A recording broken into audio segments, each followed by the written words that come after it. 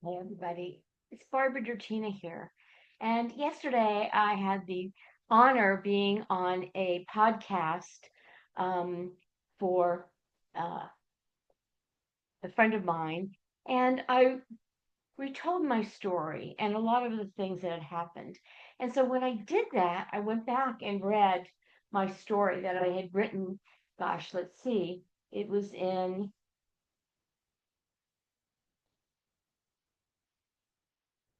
2021. Wow, already 4 years ago. And it was the first time I've become an author, and it's in a compilation book called Ignite Possibilities. And I reread it as I had worked on my presentation, and it was going to be an interview, conversational, but just reviewing life's events. And I hadn't gone back and read my story, and I'd also been working on speaking and coming up with a keynote talk, and spent a lot of time last weekend working on that. And when I read this story, it really hit me strongly. And I was really proud of the wording. Every word matters. I only had 7 pages to tell a whole story and to teach a lesson. And, what positive things come out of difficult situation. And when you're in a book like this, you become so close to the other authors. We had many editing sessions, and um, I'm still friends today with a number of them, and reading their stories um, are just incredible. And so I had the inspiration last night just to read my story. So I'm putting this out there, and it's just going to be a reading of my story. And, I didn't really share this with family. That there was only one family member that I shared it with because this is my truth. This is my story. These are some of the highlighted situations I brought forth. You have to really sort through things when it's only a few pages long. And it made me recall so many different things and also look at different events or situations. Will this illustrate that point more than something else? Is this a better story to share that builds the momentum of the story and such? So I had to really call a lot of things out. And I remember when I was writing this too that I forgot so many things. And so I would start writing a particular thing and we'd go, I'm like, oh my gosh, this was more important than that. And I need to share this. And so it really is a big emotional when you've gone through big traumas. They impact your life and they change your life, they hone your life, they teach you lessons, all kinds of things.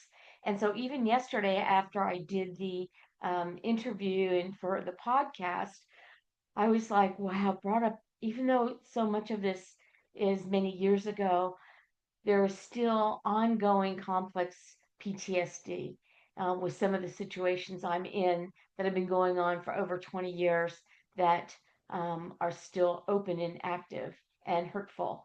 So you learn how to, I call it, soar above the fray and detach from the situations, and to, for me, to distance myself or filter out the people in my life that are triggers and that will keep triggering or don't have my best interest in mind. And for so long, I felt that you have to be loyal to everyone, no matter um, how they treat you, etc.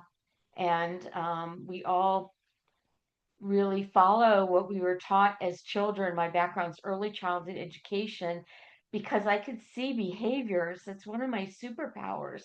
And I believe that when you're working with young children, that's the best time to ingrain and help them find out who they are and be very cognizant of the traumas that they're experiencing.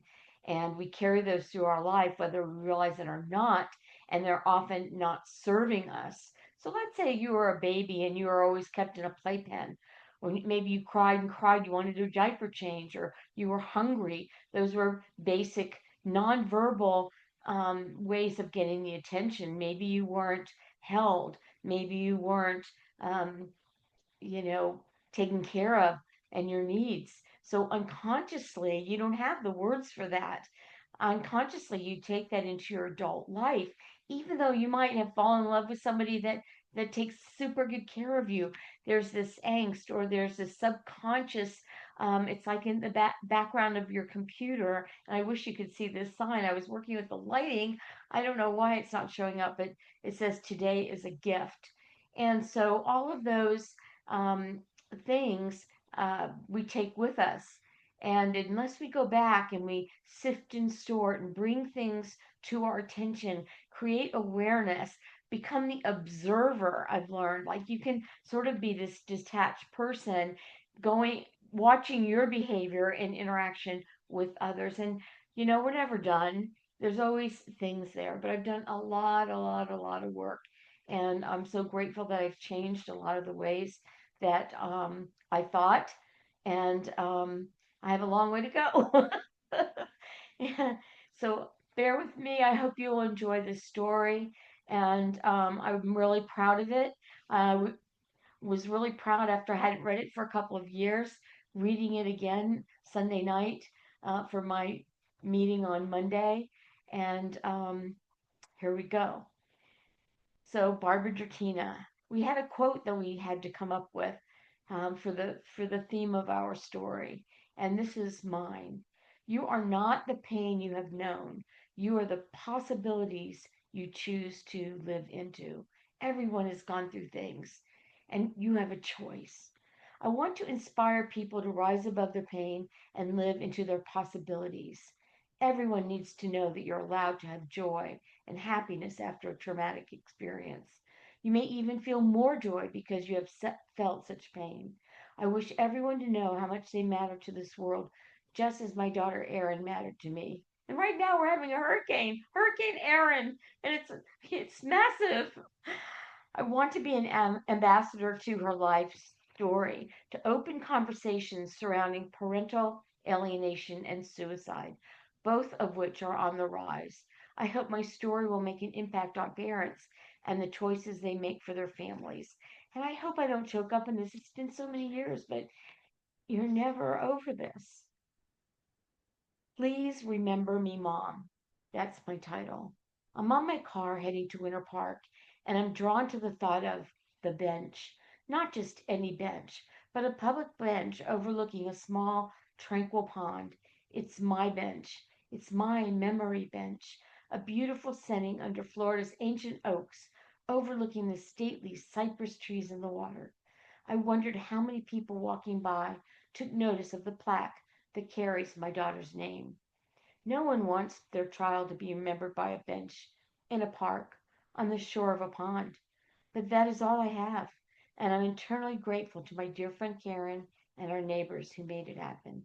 This is such a special pond in our neighborhood, a center for connection and community. At Christmas, we all come down to decorate a Christmas tree that will float in the middle a bit. We play games and exchange cookies. It's where my daughter loved to play with her friends.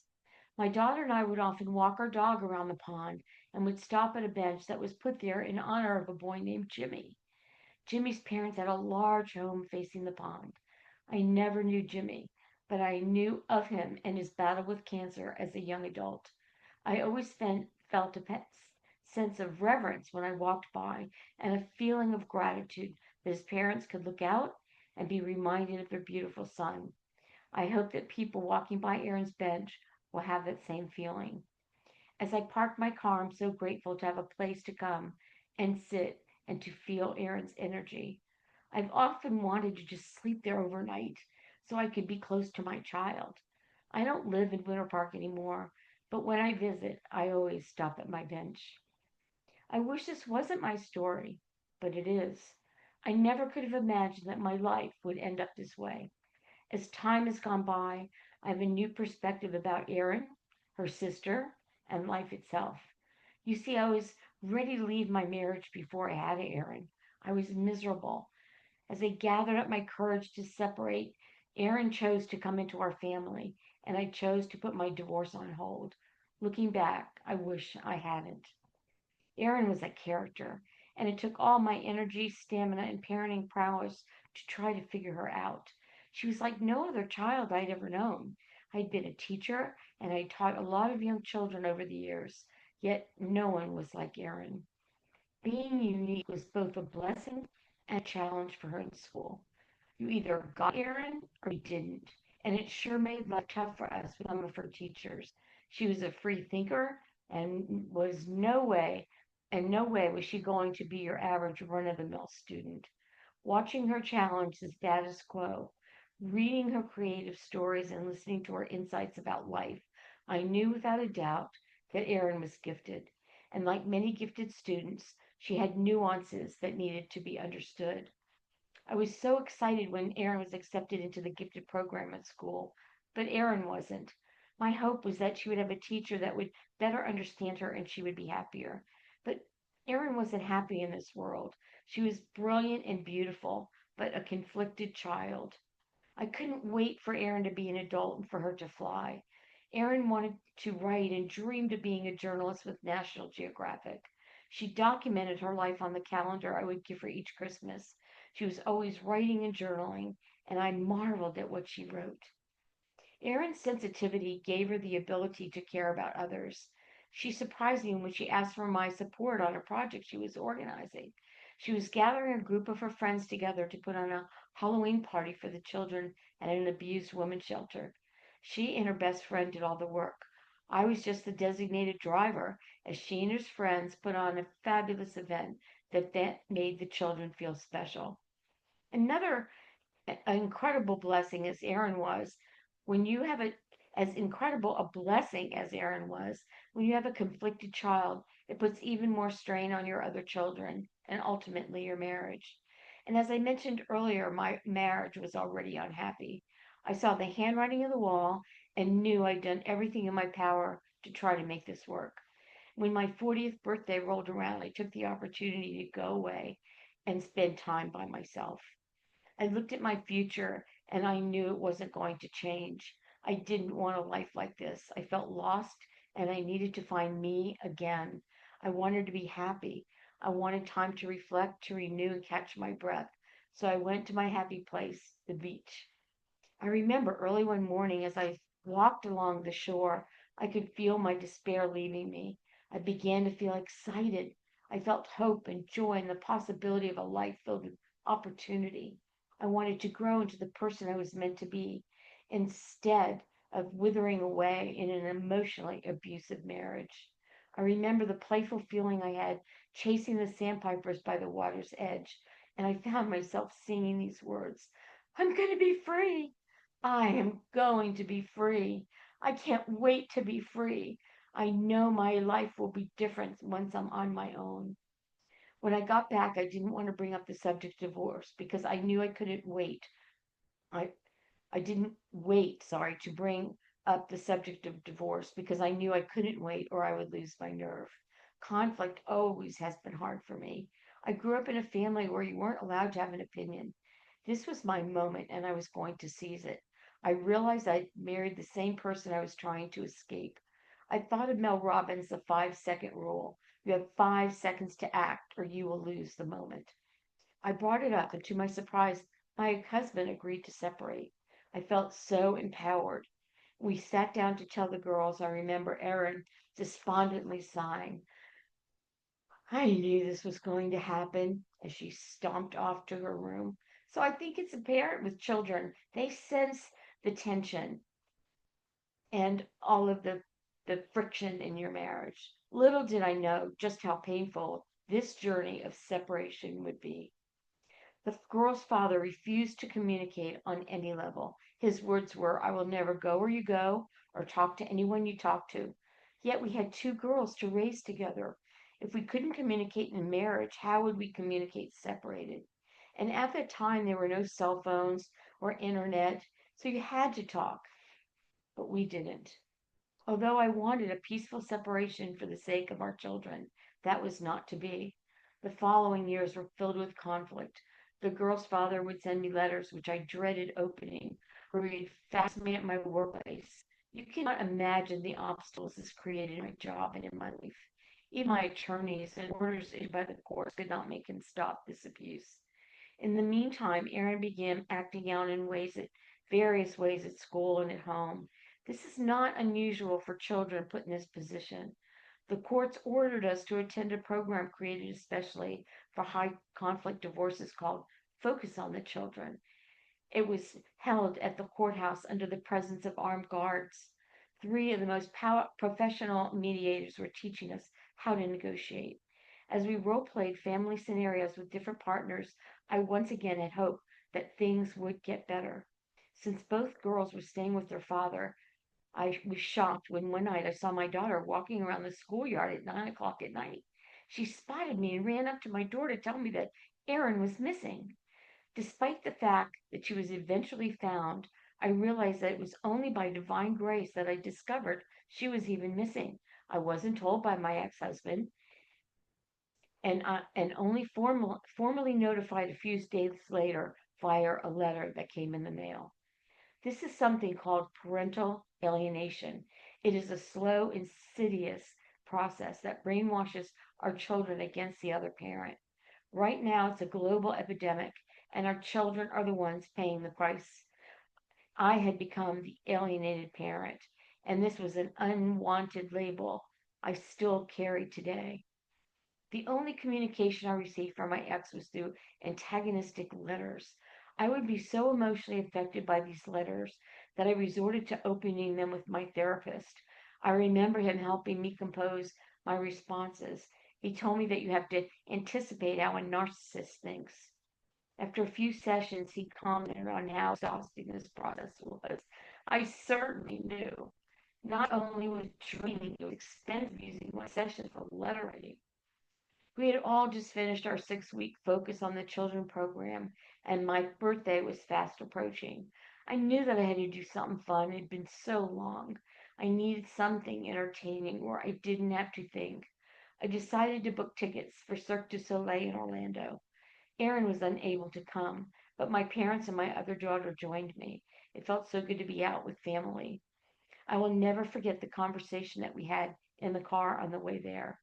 My daughter told her grandparents that Aaron wanted to go to a boarding school at the suggestion of one of the top adolescent psychologists in our area. Aaron was so excited to get away from our tense situation. She had even picked out a school in Santa Barbara and was applying for a scholarship. My parents and my daughter were saying how Aaron needed to be punished for her rebellious behavior and not rewarded with going to a boarding school. I remember my words clearly to this day.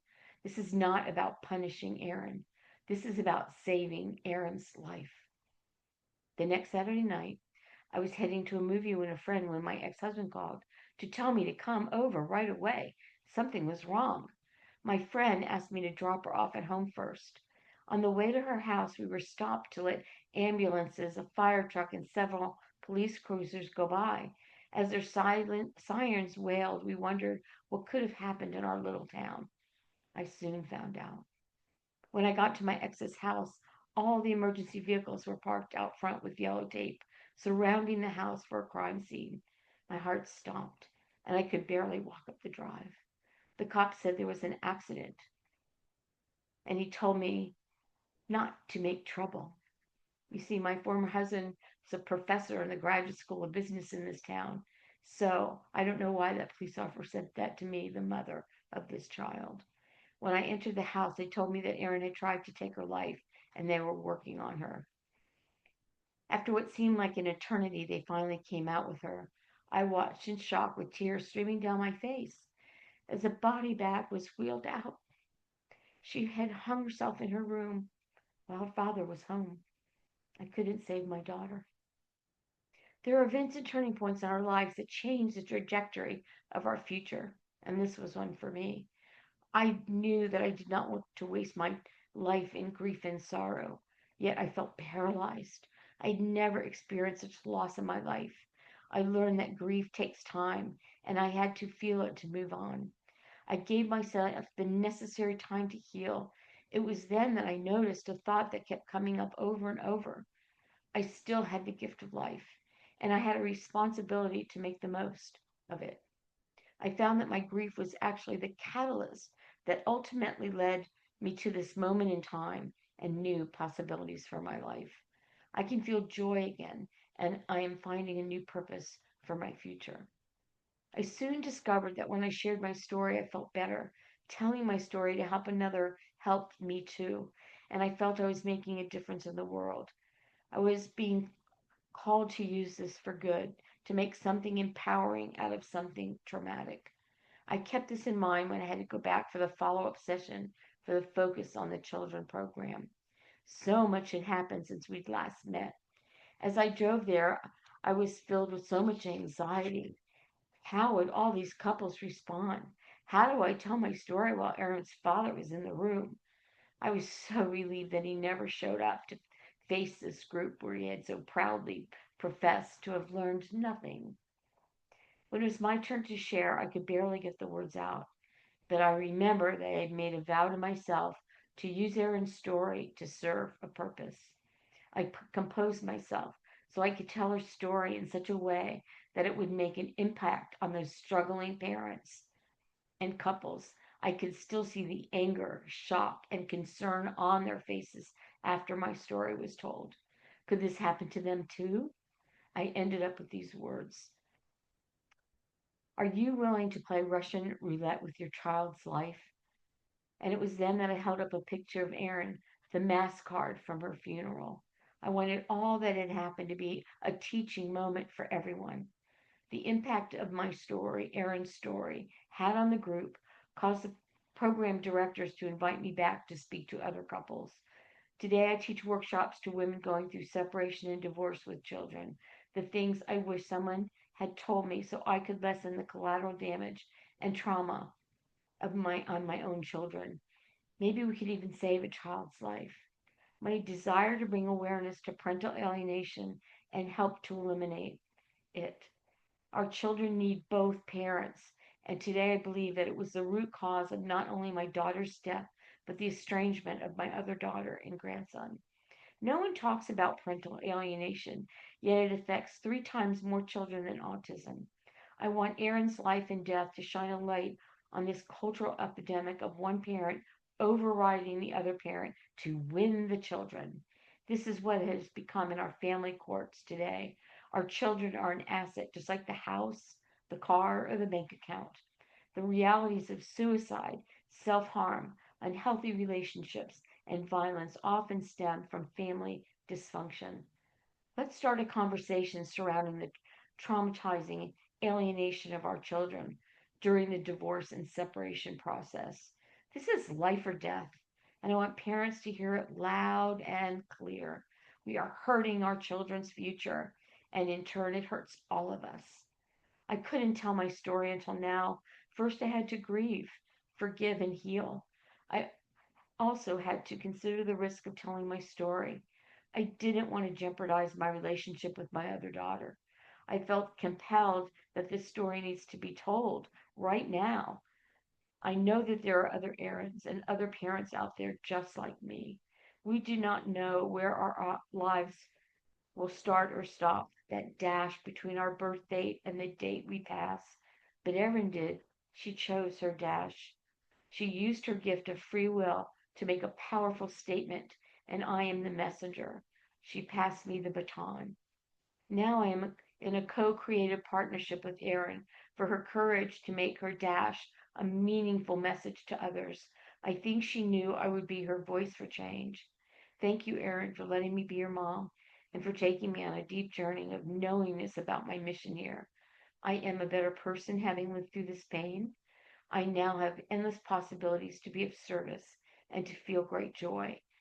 Like the famous quote says, be the change you want to see in the world.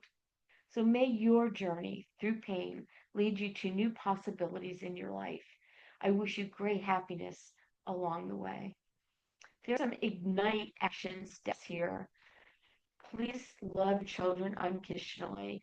Please do not block the parent from their children. They have the right of a loving relationship too. I encourage each of you to add mindfulness practices into your life. This could be prayer, yoga, meditation, or nature baths. There are so many options. Grief has no instruction manual and it takes time. Honor your own personal journey of healing. We all grieve differently. Please become aware of parental alienation. I encourage you to watch the movie Erasing the Family. I'm Barbara Drtina, founder and CEO of Wellness Matters. You matter. And I feel Aaron and other children today and other grown-ups, everyone who's taking their life feels that they don't matter, and maybe we would be better off without them. We all matter, and we're being dismissed in this time period in the world today. So just know it. I care. I care about each and person, every one of you, and especially our children. They're the collateral damage, and it is in the DSM books of child abuse when they are treated this way. I'm a biohacker because your physical health affects your emotional health, an author, speaker, educator, and emotional wellness coach. So you can reach me at wellnessmattersyoumatter.com, info at wellnessmattersyoumatter.com, and I'm on Facebook as Barbara Drtina, as and Instagram as Wellness Matters You Matter. Thank you for listening to me today, and feel free to share this story. I hope it makes a difference and changes someone's trajectory and saves a child's life so no parent has to go through what I have been through. Thank you.